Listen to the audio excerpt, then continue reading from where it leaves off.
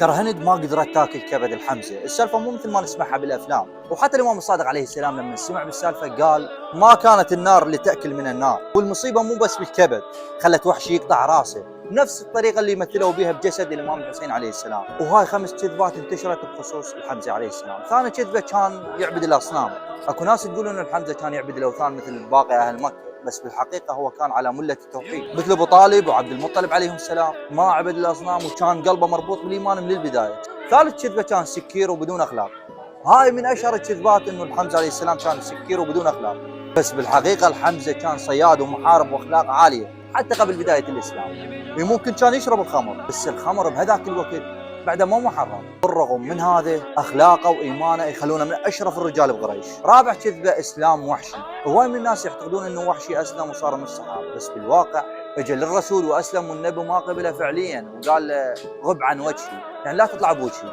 لان النبي يعرف انه اسلامه شكلي مو حقيقي. خامس كذبه الحمزه بس مقاتل، وناس تصور الحمزه انه بس محارب مو صاحب ايمان قوي، بس في الحقيقه هو صاحب ايمان قوي، صاحب بصيره عاليه، مو بس مقاتل. السلام على اسد الله واسد رسوله الحمزه ابن عبد المطلب عليه السلام، عظم الله اجورنا واجوركم بذكرى استشهاده.